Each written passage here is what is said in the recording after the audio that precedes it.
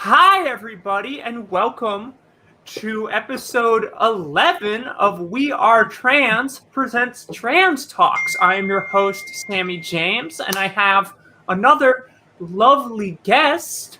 Last week, I had said it was going to be someone else, but things happen. I am so excited for this replacement who we were going to get to in the next few weeks anyway. Please welcome wonderful comedian, animator, wonderful human being, Dani Ahrens. Hi, that is me all around. Yes, I'm an overall pretty great person. But yeah, no, hi, thanks for having me. Trying to maintain my hair. You are very welcome. First thing I ask on this is for you to go into a little bit more detail about it. Yeah, totally. For you to go into a little bit more detail about yourself. I specifically ask pronouns and what words you use to describe yourself, and that's all identities. Even outside of queer and trans identity. If you want to say nerd or like good person. Okay, good person's a place. It's a good place to start. I'm Dani, they, them, as same as saying, and also I think as it says like right here. But yeah, I am I do comedy stuff. I feel weird calling myself a comedian nowadays, but I've done comedy stuff and performance comedy stuff for 11 years now. Wow. I am like, I guess 12 or 13 in all comedy, 11 in stand-up and stuff. Anyways, point is that's not more my identity. That's just my comedy a little bit. But I love to animate. I love to draw. I love to make videos. I moved here to New York City from Ohio, and I live in Astoria now. Moved here in 2014, like early January. No, February. And yeah, I don't know. I've been living out in Queens most of the time since then. And yeah, I don't know. I'm doing all right, health wise. Vaccinated. That's good. Yeah. I don't know. I am in. I now have an entire apartment to myself for the first time in a long time. That's nice. Like no roommate. So, and my earring just fell off. So you're about to see me snap that back on. But yeah, I recently got to like paint my apartment. I don't know. There's so many different things I could say about myself. I've got 30 years of things to say. But yeah, I don't know. I'm just Ohio gal living in the big city. I started using the term for this lately. I've started saying I'm a bearded BBW. Which is mostly my way of I like saying a BBBW, and that's a lot of fun. Just a big, bearded, beautiful lady, and yeah, I don't know. But I was not in The Greatest Showman, but yeah. A lot of people are like, "Was that you?" And I was like, "No, that person's like 3 feet shorter than me in a different ethnicity. Like that's not me." So, but that has never happened. But yeah, I don't know. I'm rambling now because I'm not good at talking about myself. Yeah, that's probably the other big identity thing is I don't know how to give a good bio. Yeah, and that's fine. And like I have questions that are going to get more about you. Anyway, next question. One of the questions I ask every week is, what gives you gender euphoria? Oh, that was actually something I was about to say too. Like, frankly, I started realizing, like, feeling I didn't even have the term gender euphoria for it, but I know exactly what you're talking about. Like, I just started noticing things in my adult life that I was realizing tracked throughout, like, my adolescence. Of thinking, like, oh, when someone called me handsome, like I didn't like those were moments where I felt nervous and like overate or like did something bad or like I don't know, just it wasn't great for my body in this way or that way because I didn't like how it fit and felt. And so, but like times where, I don't know, people would say like beautiful or like this or that or more feminine compliments, like it hit me better. And I think that was part of my journey in figuring that out. So something that like does give me that gender euphoria now still is getting more feminine compliments.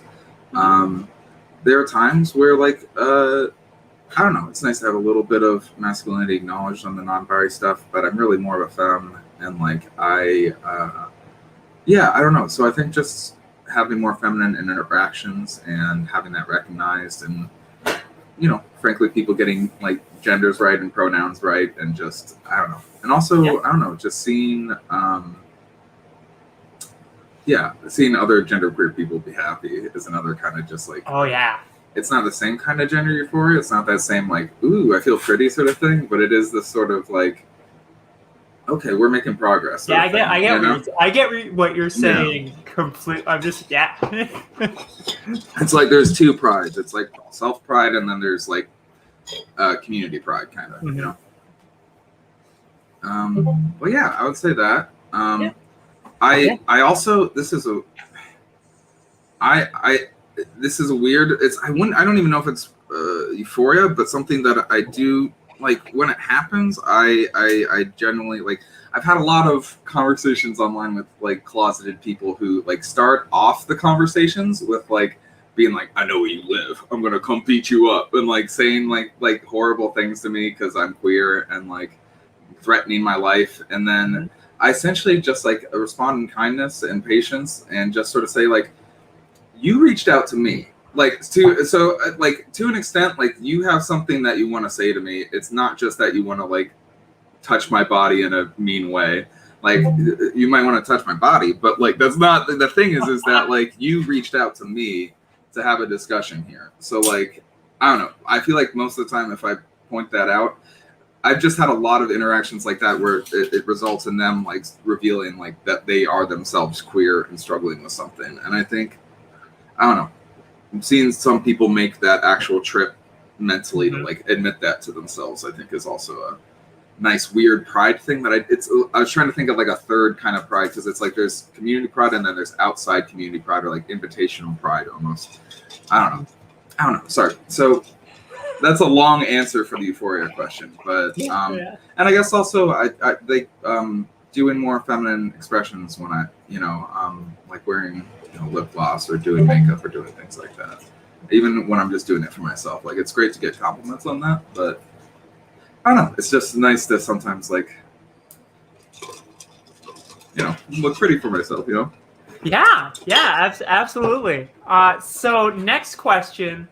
I'm also not sure where to look, because like I know that if I'm looking at the camera, I'm like making eye contact properly, right, with the audience or with everybody. But you're like over here, which is also the reverse. Yeah, it's a flip of my camera. So like it's I'm assuming I have your full attention. Like I want you to know you have my full attention. I just want to make it clear that I'm not like reading an email. I am so I get it. It's same page. This whole thing, it's been going on for almost 2 years. Nobody's used to it yet. Yeah. Nobody's used to it yet. Well, because I don't know. I always feel like I have to be like, well, I'm not reading an email, just so you know. Like it's just, but everybody knows that, really. I mean, as long as I'm not going clickety clackety and everything. And the only room where I can get any sort of quiet is also the room where I will instantly start sweating as soon as I'm in here. So every time I'm in this room performing or interviewing someone, I'm paying all of my attention to you, but a little bit of attention to how you're dying in the heat. I am drenched in sweat. Everyone can tell I'm drenched in sweat. Those are unfortunately what the most soundproof rooms are, is when they're just sealed, and they seal in the sweat, they seal in the heat, and it's awful. I describe it as like it feels like you're standing in someone's mouth eventually, or like sitting. Yeah. It's just, I hate humidity so much. I am currently in a mouth.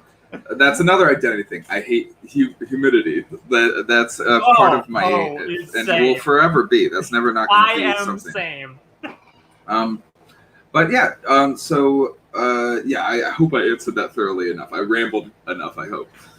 So next question, related and kind of the opposite emotional response. What cis nonsense are you sick of? Now that is how I ask the question, but we both know that there are, there's nonsense from trans people as well. Yeah. No. Oh God.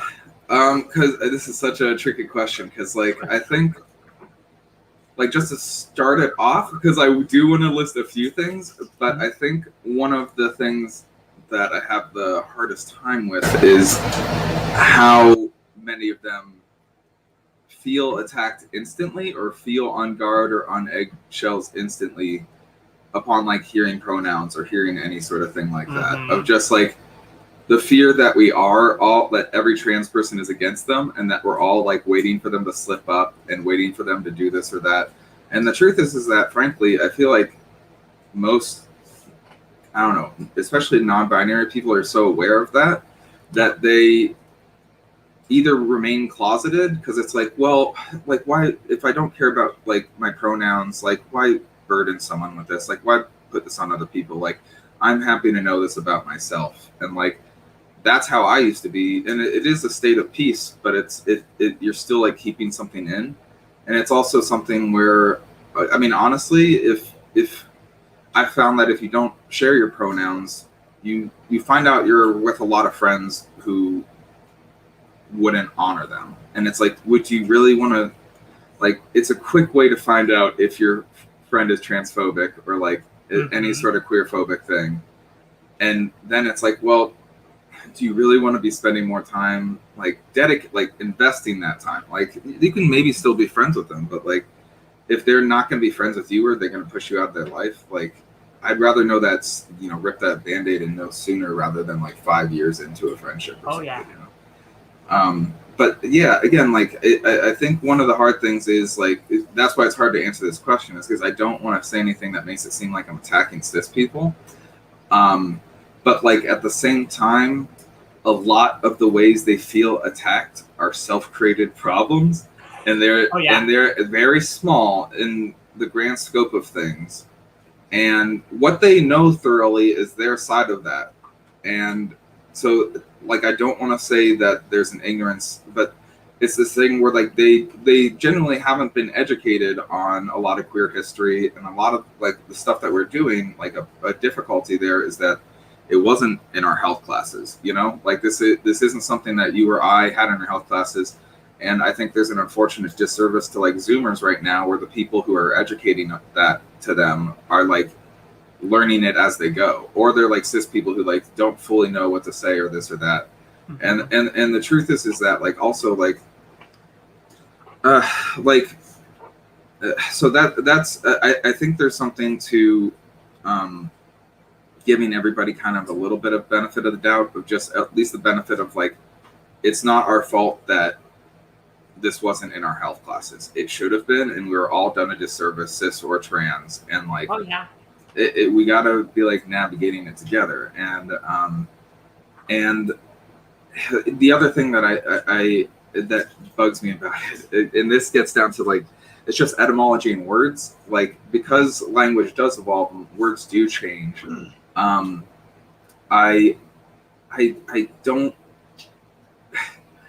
don't like how, I mean, first off, there's a double standard, because sometimes there's people who want to keep certain words, oh, that's an offensive word. I use it all the time though, and I can't be a bad person because I'm me. So that I'm not a bad person for saying that thing. And so they hang on to certain words. But on top of that, sorry, my mind is I'm circling around this, but my mind is going to how offended cis people are by the word cis. And I understand it. I understand it because it cis, it sounds like we're hissing at you. I understood, and it sounds like the Sith too. It sounds like they're the dark side of the Force, and it cis.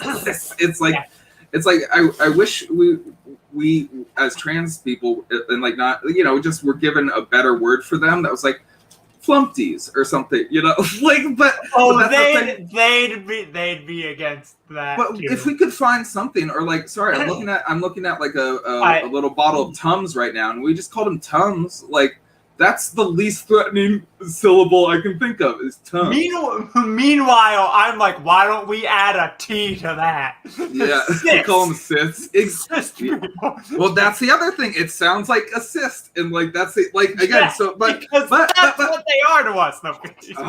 Yeah, but like the thing is, like, I mean, if we're talking about bigots and everything, but also like, I don't know. I also think.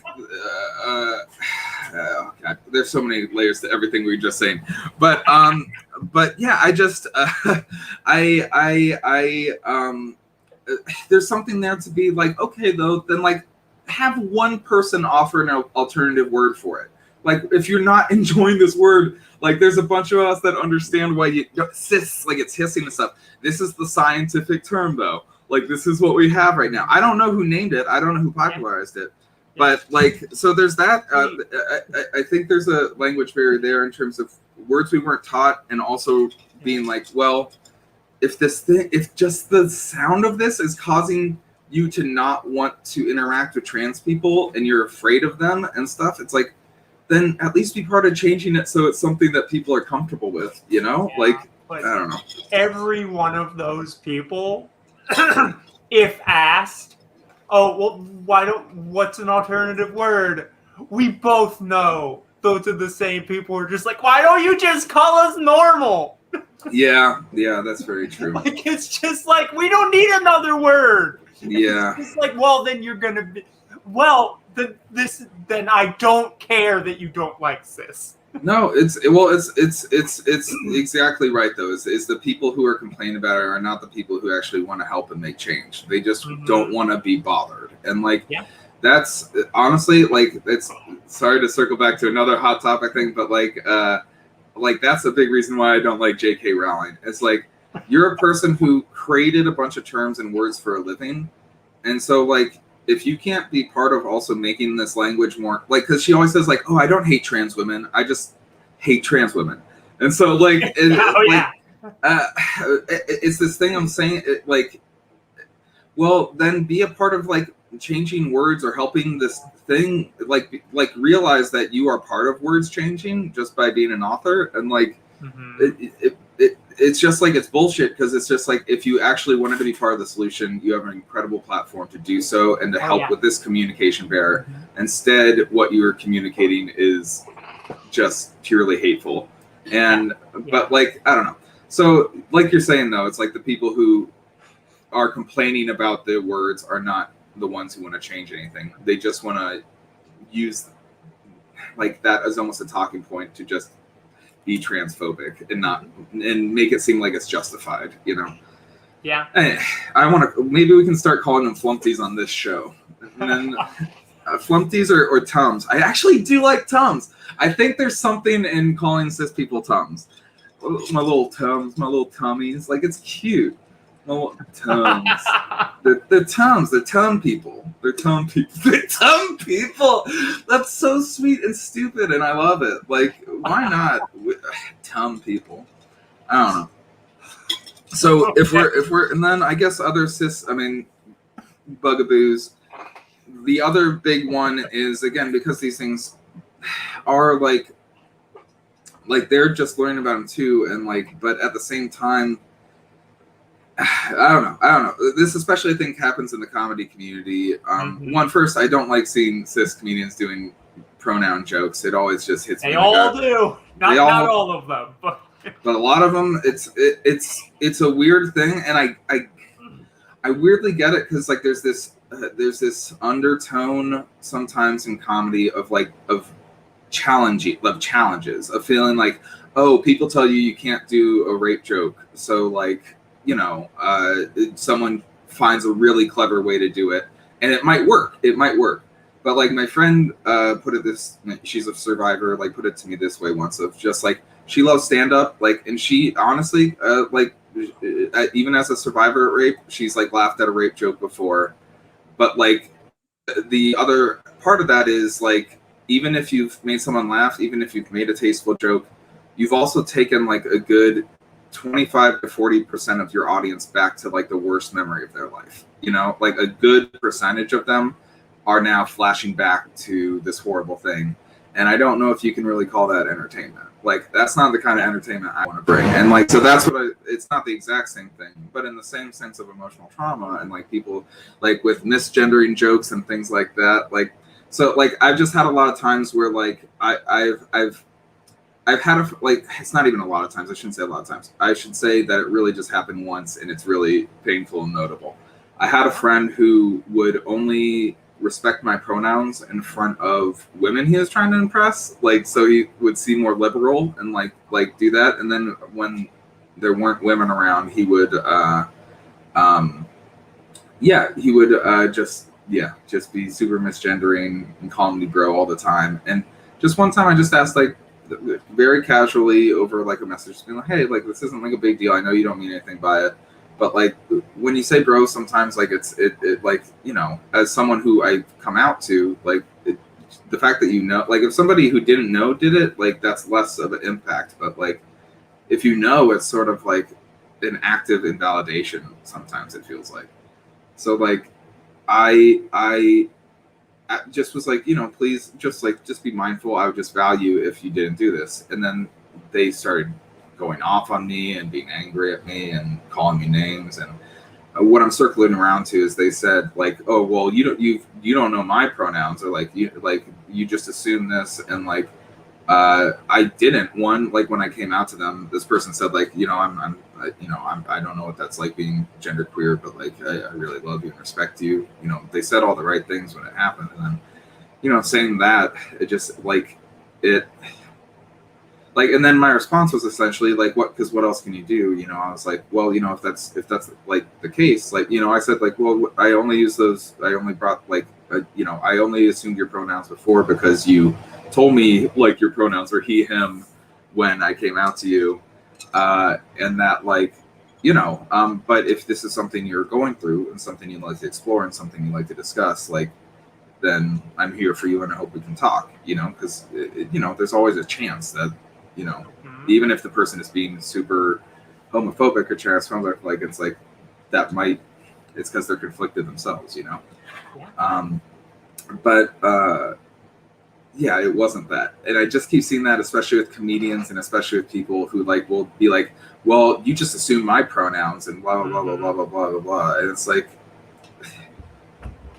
the other thing is like, I sorry, this is another bugaboo I have with it. It's like, I get like cis people know that it hurts to be misgendered. Like a good 90% of like male-driven media from like the 70s to the 90s to like frankly 2000s and even now, like anytime a very cis straight character is implied anything feminine about them, it's meant to be a joke at their expense, where the implication is you are less than.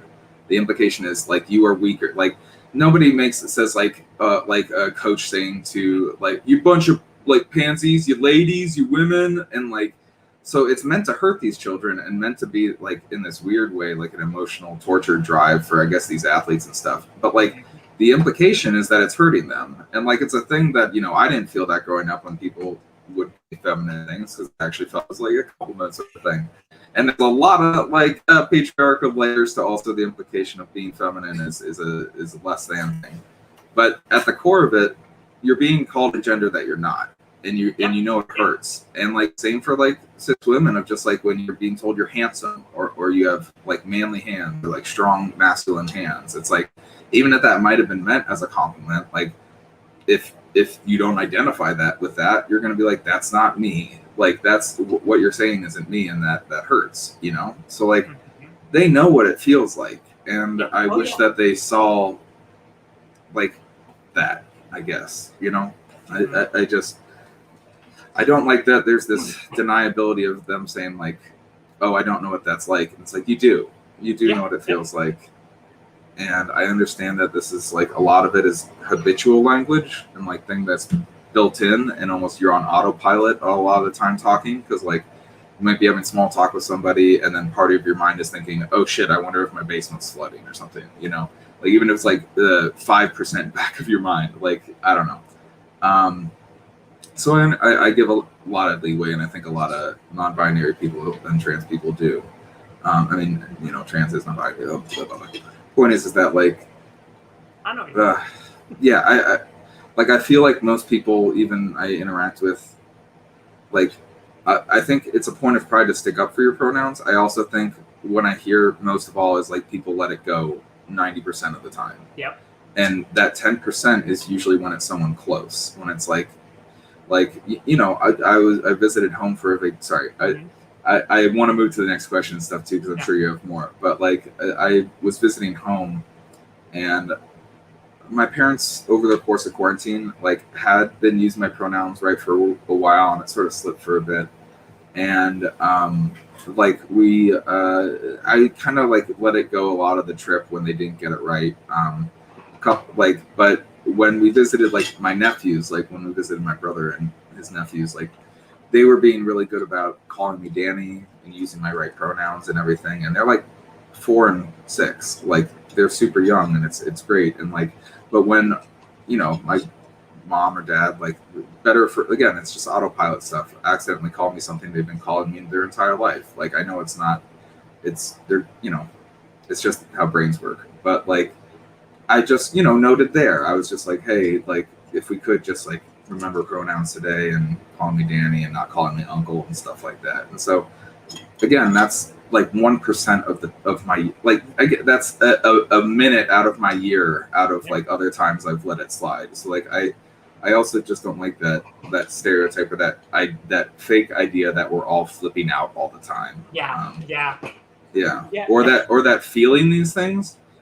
Like I also think there needs to be a division between the word like sensitivity and overreactive, because like there's a lot of people who are sensitive who feel these things and they don't like scream and they don't freak out and don't do that, and they're rational and stuff about it.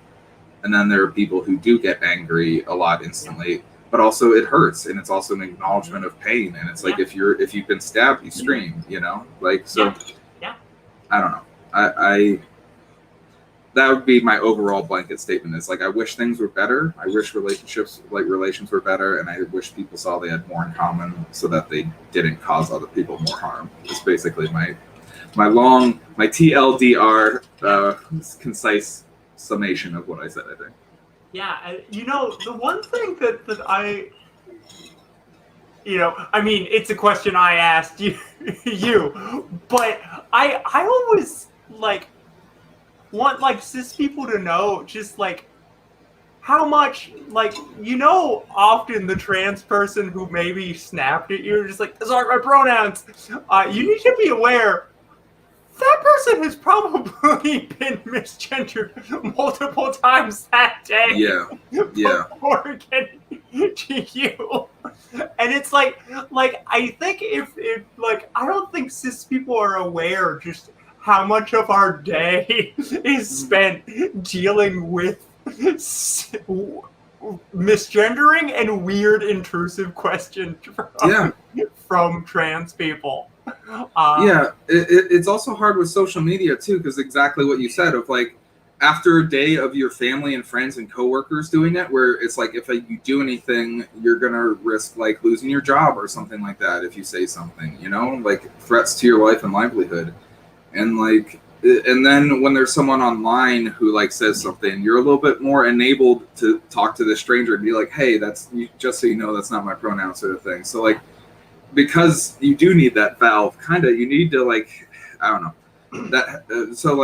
I think also that's the problem, is a lot of people's interactions on social media have given them a weird bias, because like if they were in person, it's like, I don't know.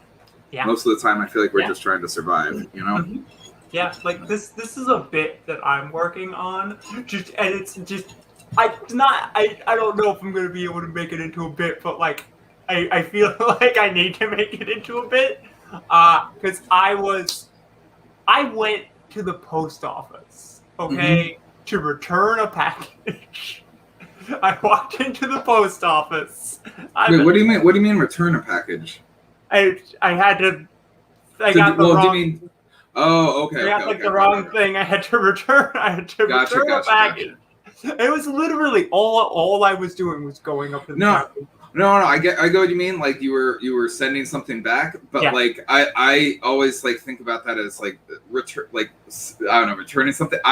For some reason the way you said it made me think that like the post office gave you the wrong package, like they drop it off at your home, so you had to be like, hey, this isn't mine. Like, but go ahead, you're saying. I stole it. Was, yeah, I took this. I didn't look at the name until I got home. I regret what I know.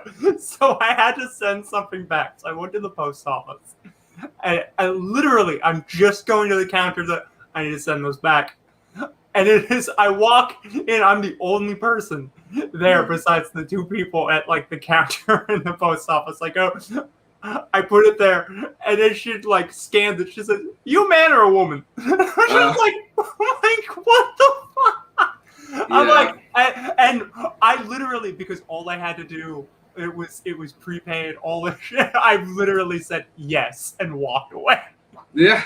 I was like, yeah, yep, yeah, and walked away. That's fair. I mean, I don't think you owed that person any more than that. Again, it's just like, yeah, get out, you know? Yeah.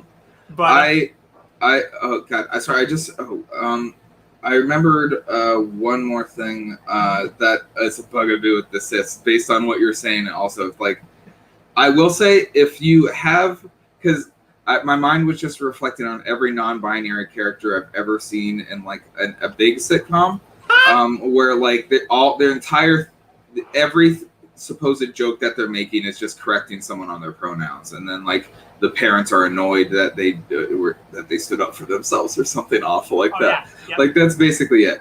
But like I remember also reading for an animation once where like it was clearly not, there was no non-binary person written like involved with this at all. Like there was a non-binary character, but like it was very clear that this was it was a pilot about a woman with a gay roommate, and they just changed the word gay to non-binary and like just did that because like the woman is constantly referring to the person as dude and bro, and like, and that's how the non-binary person is talking to, like, dude, bro, like, oh yeah, like shit, like talking, like they wouldn't be talking in that like gendered way. Like it's just like a very simple things of like they'd be maybe using the word bud or like y'all or like or like at least this allied person, like the woman in the situation, the main character would at least like know to not do like gendered language. So just like what I'm saying is, if you have a non-binary character in your script, at least like maybe throw $20 at a non-binary person that you know to like proofread it and be like, is this something realistic? Is this anything? And then they'll be like, no, this is Sheldon from Big Bang Theory. But don't do that. Yeah. But like, yeah, again, it's just a lot of like weird stuff like that. So I don't know if you've read for anything like that or done any like seen any scripts like that. I've read for so uncomfortable. Yeah. So we can move on to the fun stuff. Okay. Yeah, that was a little bit heavy. We can move on. Yeah, no, and this is first I asked this question. But being honest is fun. Absolutely. But I ask this question every week. Mm-hmm. What is your comfort food, comfort movie, and comfort music? Oh God. If I'm being fully honest, just like different types of cheese is probably comfort food. That's probably like, I would say like mac and cheese or something, but I really haven't had mac and cheese in a long time. Because it's like, do you ever watch Parks and Rec? Yeah, I've seen a few episodes. You don't have to see the full. Do you know who Andy Dwyer is? The now kind of problematic Chris Pratt, but at the time he was a chubby, nice ally guy, and then he divorced Anna Faris, who seemed to be the glue holding his life together. That's such a great couple. Then they broke up. Anyways,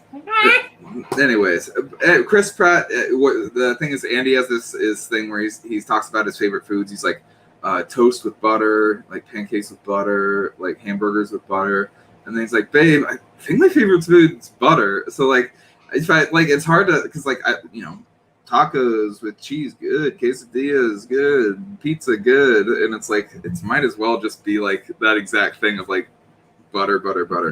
But yeah, I don't know. Comfort food is probably cheese, but also like if we're thinking like things that rare treats, I love the lemon bar. I'm not much of a sweet tooth person, but the occasion where I can get like a nice tart lemon bar, that's it's something that I don't know.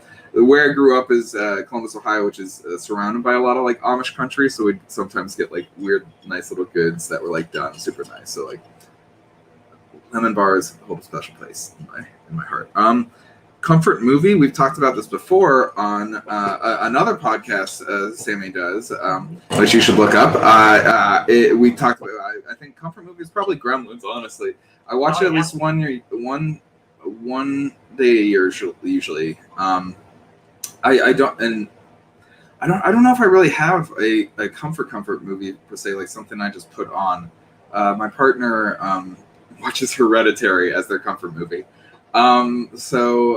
But I am also spooked by really well done horror movies. I'm a little, yeah. But yeah, I'd say Gremlins. Gremlins is one. Yeah, I don't know. There are some that like I would put on anytime.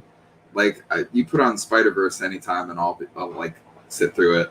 Mm-hmm. But I don't know. I would say Gremlins is a reliable answer for me.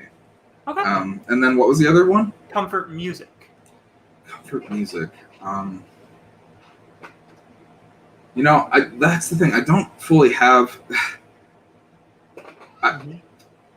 What weirdly comforts me sometimes is keeping my brain active. So I think one of the most comforting playlists of songs that I have on my phone is it's called Parody Potential, and it's songs where I've written like 1 or 2 or 3 lines for this parody song, and I'm like these ones and I have one that's parody potential and one that's parody potential priority. So like some of them I have a little bit more done, and I'm like I can get this over the finish line, have a full one, and then other ones it's like I have 1 line and like I have nothing else. Do you know the song Havana? Like Havana? Oh yeah. Yeah. So I have one for that, but it's about minions and it's Banana Unana. And so I have that's a fun one. Like immigration. That was another one I was gonna say is like Led Zeppelin is something I used to super listen to when I was like a teen. That like I was like, fuck, this can be music, and like so that's like I don't listen to them often, but like whenever that hits, or like frankly sometimes like Tenacious D because that was like a memory from back then. But like, do you know the immigration song, right? Immigrant song, yeah. Come from the immigrant song, yeah. So I have that, but it's about Tom Cruise. So like instead of that, it goes Tom. There's a lot of I have a lot written for it, but like I don't know. So I think that's having my brain active with something goofy instead of something scary or anxiety inducing. I think helped me more than just like mellowing out, which is what I think a lot of people think of with comfort music. But that would probably be the honest answer to what comforts me. I rewrite songs to be about my dog. I know you got to do that. No, like I don't have a dog who lives with me, but like I would be doing. Whenever I visit my parents, they have 2 dogs, and I'll always write songs about them and how they're both magnificent and very very. And sorry, now I'm just thinking about my dogs. I miss them. Charlie and Doug. Anyways, so I get it. We mentioned like a little bit up top you being an animator. What are your favorite cartoons, or like do you have a favorite like animation style? I don't even know if that's a thing that like makes sense to ask. No, it's a good thing to ask. I know that the styles that I like to animate in myself are hand drawn. It takes a lot more time and it's hard. But like, and I really should do more digital stuff just to do it. But like, I don't know. I like personally, I like getting in there with like colored pencils and being as detailed as possible. Sorry, there was some sort of ding and I turned my phone off, so I don't know how that happened. but yeah,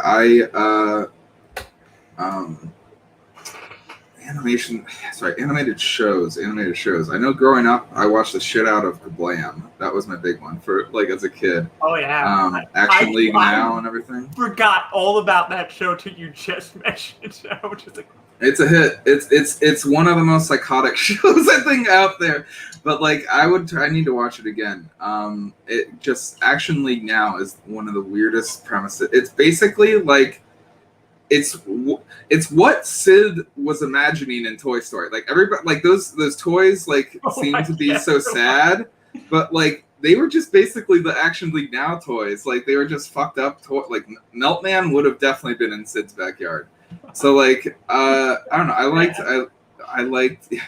Yeah, oh my god, Meltman. He had the power to melt.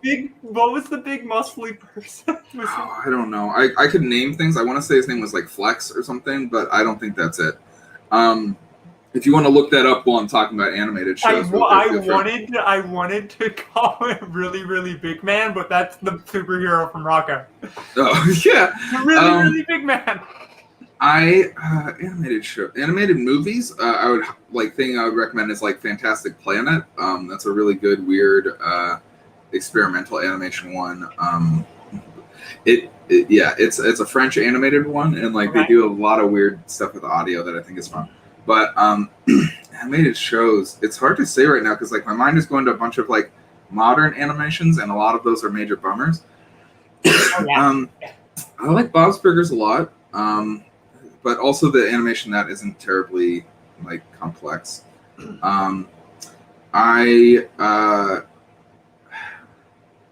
Animated shows. I just watched MODOK, which was great. That was a really fun like stop motion animation one. I think one of the shows that I've watched the most is Frisky Dingo, which is a absolutely wild show. Animation styles though. I mean, honestly, I like seeing things that are new. So like, it's hard for me to like pinpoint a show that I like right now because like my mind is going to this. It's almost like this weird like genetic chart where you can see how the different popular shows are they dribble down art style wise because like you have like an animator who's like working on Rick and Morty, right? And like they like wind up being hired by a different studio to start a whole new show, but they're asking them like, hey, can you do it kind of in that Rick and Morty style? And so like you notice that this new show has the exact same eyes and like the way the characters are kind of built looks the exact same way as Rick and Morty, or like BoJack Horseman like character styles being in a different show, or like Bob's Burgers. Frankly, there's like 4 or 5 shows right now that are like done in the Bob's Burgers style, and like it's so like that's something I guess that I don't like. I like it when I can see a show that's original, and like the Shivering Truth was one that like really got to me lately because it's just a very original style. Oh god, there's a movie done by Charlie Kaufman that was an animated movie that I cannot remember. If you look up Charlie Kaufman animated movie though, you'll find it. And yeah, I don't know. I'm a sucker for some good like old school monster movie stop motion animation too. Like I think like the most open mind you can like keep about it is always the best way to do it. I guess like thinking about again like Gremlins and stuff like that, or Tremors or things like that, where it's like just using figurines or like Dune. But I would say also like if anybody ever gets the chance, one of my favorite bits of like VFX animation that's come out is it was done by The Lonely Island. They did something called the Unauthorized Bash Brothers Experience, and it's actually like if you ever get the chance, it's really good. It's basically them like it's an entire album that's all about like toxic masculinity, and it's like a 30-minute thing on Netflix, but like they go real hardcore with like a lot of VFX and animation, and it's buck wild a lot of the stuff that they do. So like it's presented as a visual poem written by these 2 baseball players who were super toxic and took a lot of steroids in the 90s. Like it's Mark McGuire and Jose Canseco. They're the Bash Brothers, but like, so it's basically this album that is supposedly they wrote a bunch of raps and like, but like it's this really kind of smart like deconstruction of toxic masculinity that's all through these perspective of these toxic masculine men who think that they're a victim of everything, but they're like ruining everything around them. So I don't know. It's not only worth watching, but the visuals in it, I would say, are really spectacular. Yeah. So, yeah, sorry, that was a long answer. I should have just said the Lego Movie. I should have said Lego Batman.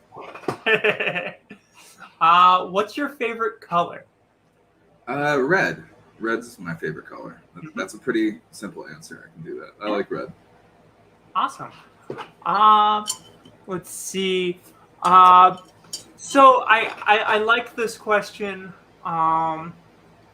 Going back to animation a little bit, but it can be outside of animation as well. What are your like headcanons about or about like I just have the flaps open up and I have cannons that come out. That's all I imagine. Wait, headcanons? What do you mean?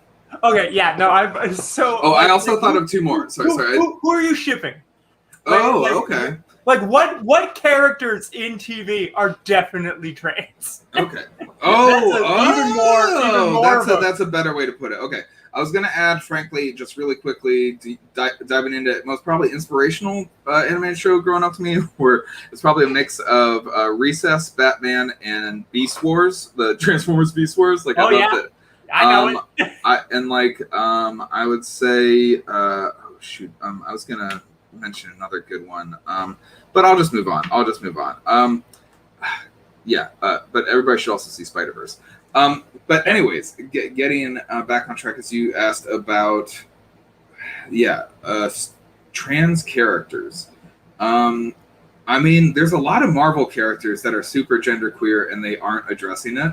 I think I talked about this in one of your other panels, though. Like, there's a lot of genderless characters. I'm asking about comic books next, so. Oh, okay. And answer with this. No. I'll go into animated shows first. Like. Go here. So. Whoa. Okay. I'll focus on animated shows then. I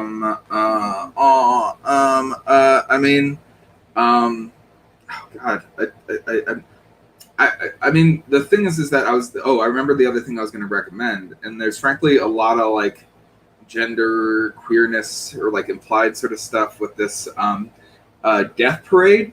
There's a lot of like androgynous characters or a lot of just like kind of neutral expression sort of characters. That's one I would highly recommend.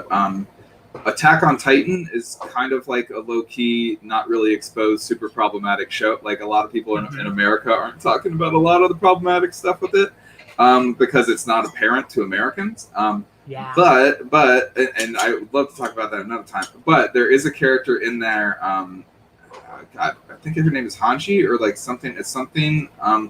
But she's my favorite character in the series before I learned everything about it.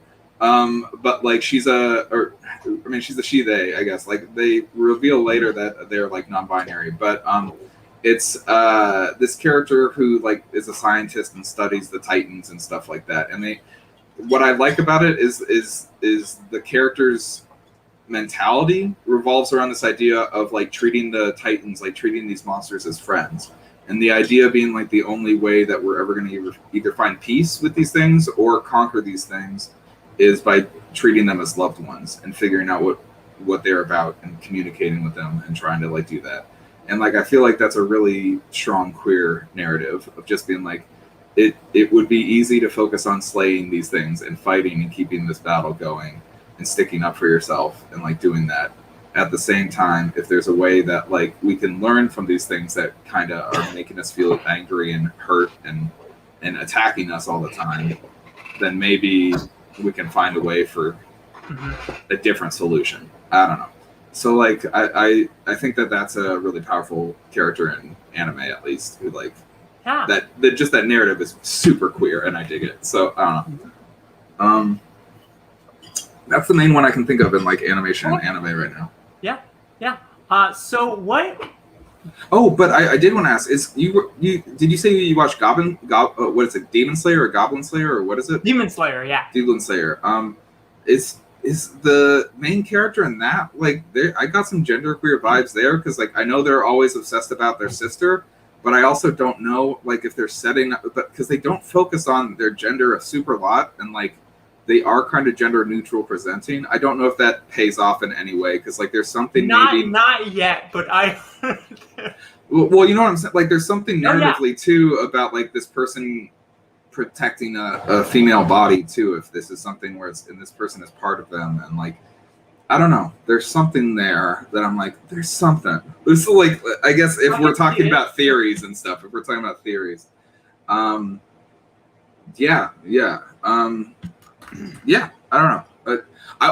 I got one more. Have you seen the Harley series on HBO Max? Oh yeah. So Clayface is super genderqueer. Like, have you seen season 2? Oh yeah, yep.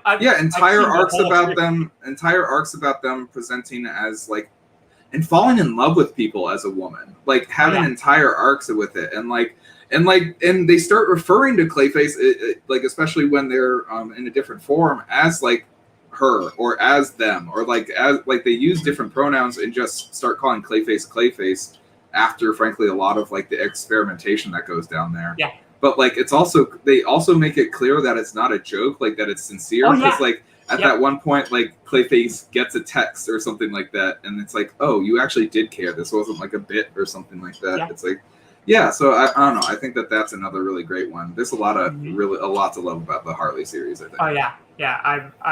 I'm really into that show. It's so good. And that's a great segue into what comic book characters do you love? I mean, Mystique is I think if I could ever write for a character, I would write for Mystique because like, Sammie, I want to describe this to you, and I think you'll appreciate why this would be such a great genderqueer narrative of like what Mystique essentially is like you don't know how old they are, and like I mean that was the thing is the writer originally wanted this to be a genderqueer character. Originally they were like the sperm provider for Nightcrawler, like it was later changed that like Mystique was the mother or something like that, but it wasn't. And also it doesn't make sense because the person that they have the child with is, anyways, they do a lot of weird retconning to make it super hetero, but like it was supposed to be this like genderqueer love romance between like this cis woman and this like genderqueer like character who had, frankly, we don't know how long they've been like living like this. So there's this thing of like, I think that that's incredible romance of someone who like has probably spent centuries dealing with cis people's bullshit and being the only one alive who like understands what it's like to like feel fluid about this, or like, and maybe you find people and you trust them and like, so like, and frankly this person is already kind of like fighting their crusade before Magneto. So like a lot of people focus on like Magneto as the main thing of that story, but like frankly like Magneto's picking up this like hate of like just cis straight like people, like non like mutant people that like Mystique has been doing before she even knew there were other mutants out there. So like there's a lot of interesting stuff with Mystique, and like especially since like this character, even though they've had centuries to learn to hate other people, like they still fall in love and they still have like children, they still adopt people, and like there's something that like is very interesting about that glimmer of hope in a lifetime of prejudice and a lifetime of being hated, and not even a lifetime, multiple lifetimes of it. And also the fear of like not ever knowing when you're going to die. Like their age is, because their body just keeps restoring. Like people talk about Wolverine's factor, but he's always aging. It's like Mystique might not even know how old they are. But like, I don't know. So I think that's a really interesting genderqueer character, and the way that's been written over time has been really incredible. And I wish that it hadn't gotten so hetero washed over time, but if you are a queer person, you'll still pick things up. One of the best storylines, which is why I kind of transitioned to this a bit, like, is it's essentially about like, it's before they established that Iceman was gay, and there's like this kind of entire story arc where kind of Mystique is like, I feel like the undertones of it, if I was to rewrite this thing, because like everything is there for them to stick the landing with it being a genderqueer thing, and I wonder if it got blocked at a certain point, or the writer was like, I can't like make this official or anything.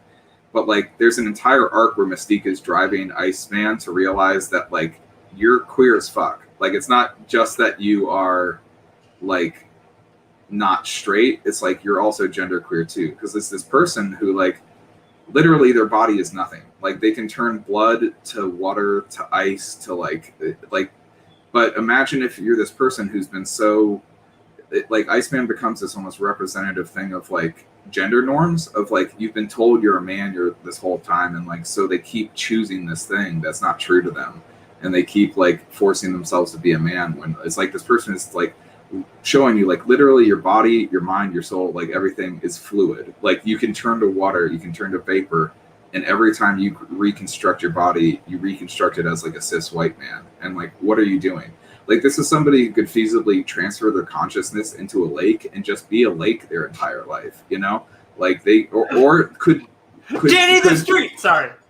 You know, exactly. It's just like could literally also just like turn into your blood and like turn your blood into ice, and like now your blood is actually their brain. And it's like, Iceman is one of the most complex powers that I can imagine, because they can turn their nervous system into snow, and that means they have no body, but they just kind of keep a body like a puppet going everywhere. And it's so Mystique's just pointing out like, this isn't you, and like and actually drives Bobby to like turn into mist and turn into like vapor and show like you're fluid. And like, I don't know, and like Bobby starts falling in love with this person but doesn't understand, because it's like they don't actually love this person, but they start realizing, I think, that they love that this person's like genderqueer and like super like, you know, positive and super like out about it. And like, I don't know, I think that I don't know. So that's one theory I would have. Of course, it's not a confirmed thing, but that's a narrative that I always liked in the comics that always stuck with me. I will say like Galactus is another big one. I've talked about that before on your other show, so if people want to listen to me ramble about that. But yeah, I don't know. And then, God, did you see WandaVision? Yeah. Yep. I think they did a lot of stuff that was kind of genderqueer and a little non-binary with Vision that I really liked towards the end. It's only like a few lines in the finale, but like the stuff about like what body will I be in next, and like saying in the whole like the thing about your body being replaced, and like, I mean, the whole ship metaphor thing, like are you the mold or are you the wood sort of thing, and like there's just a lot going on there that I need to watch it again to really properly dissect it. But like, I thought that was interesting, and like something that they could take in an interesting way if they actually, which they won't. But like, I don't know. And then there's also stuff at Marvel where they've done really, really awful representation of genderqueer people. I don't know if you know, but like a few years ago they came out with was it Safe Space and Snowflake. Oh my god, it's so bad. You weren't even I'm sorry, you weren't trying. No, and even like only one of them is also non-binary too. Like, I mean, also they're twins, and it's weird, and it's like, okay, it's all very off and weird and bad, and like, yeah, Safe Space, Snowflake. Ugh. Yeah, I don't know. So like, I would say those ones stick out to me as like a few of my favorites. One more that I really like that I think has a lot of potential. There's a character who's often interpreted as a villain, unfortunately, called Mask in the X-Men, who is a AMAB, person, but often like a good amount of their run, while the person who is Chris Claremont, the person who like was doing the whole like all the queer stuff with Mystique and Destiny, they wrote this character who presented as female most because they had the ability to actually mold skin and like reshape not only their own skin but other people's. And I think it was meant to be this almost like different, like mirror image to Mystique, because it's not only being able to change your own skin, but change others. And then, like, I don't know, they did a lot of really sad stories where they lost the ability of their power, so they lost the ability to like present themselves the way they wanted to. And I don't know, it's a more tragic story, Masks, but all the horrible things that happen to the character are all very gender, body horror, and then also like moments of gender euphoria, like them presenting themselves the way they want to. So like a lot of highs and lows for that character, but that's another Marvel one I would think of. Yeah. And then again, Clayface and Harley is another one that they're having a lot of fun with. Mm-hmm. Yeah, awesome. So last question I'm asking is, who are some trans folks out there you think are doing good work? And you can't say me, not to like assume that you would, but so that no, I was going to, but I don't know, like what just so that you have like a real answer. No, I appreciate it. I'm glad. I mean, because I was going to say that. I mean, the main one that comes to mind right now is like the person that I would love to hang with is Ezra Miller. Like they're crushing it. Like the fact that they still are the Flash even after coming out and being just very upfront about being genderqueer. I think that's an insane amount of progress. Like the idea that a mainstream superhero, like this person also risked it before they had the Flash movie, and they still have the Flash movie. So like, I don't know. I think that's great. I don't know. I can't think of like it.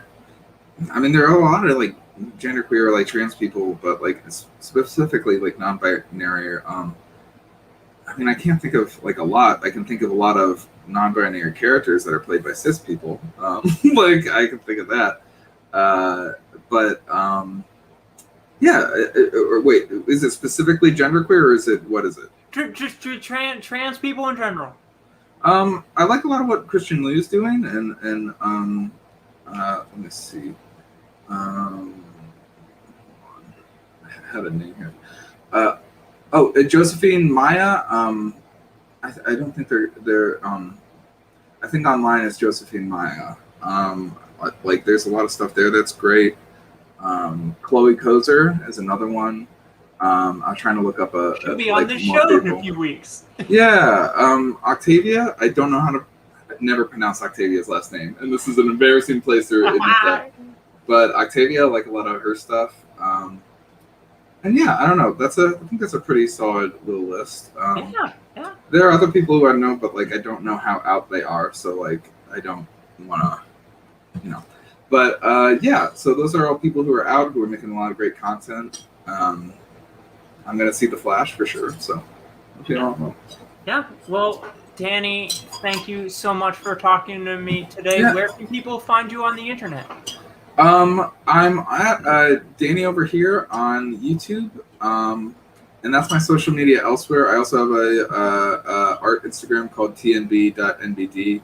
I've been a little bit off of social media lately because I've been like painting my place. Like that's why it's all yellow and nice looking now.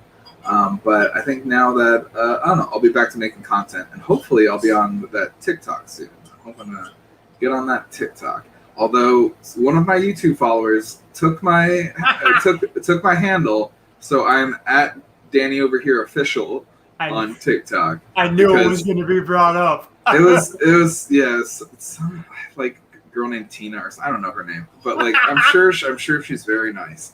But her name is not Dani. Sounds like a Tina thing to do. It's wild to me. Like I don't know any video that I would have done that resonated that much to like make your handle after me. Like it's a wild thing. I have 1,000 followers. That's not a ton though on YouTube. Like yeah. It's saying more than We Are Trans has. Well, follow We Are Trans on YouTube. I didn't know you had a YouTube, so that's great to know. That's what this is currently being broadcast on. Oh, okay. I thought this was going on Facebook. Okay. Well, that's wonderful. Yeah. Hi, YouTube. So if you're on YouTube right now, you can just go over to Dani over here after this, and you can see a bunch of videos. Yeah, and you know what? The link to that is in the comments of this video. Oh, that's great. But yeah, so that's probably it. I don't know. I'll post funny stuff on occasion, stand-up sets, little jokes. I'm trying to do more little animations. And now that I have like a proper office and everything, I think that's going to be a lot more often. So yeah. So Dani, thank you so much. Thanks for having me. And thank you, everybody, for tuning in. We Are Trans is currently taking a break from our monthly shows. We'll be back with one of those in October, but we currently have a weekly open mic, the Trans Mic, on Tuesdays at 7 p.m. Eastern. If you're a performer or just someone who wants to see wonderful trans art, you can find the link to that every Tuesday on our Facebook. And this show happens most weeks. Next week, we will have the wonderful rapper and DJ Sci-Fi. They are fantastic. I will not be doing that interview, but you should tune in anyway because it's going to be a good one. They've all been good ones. But until then, goodbye, everybody. Bye.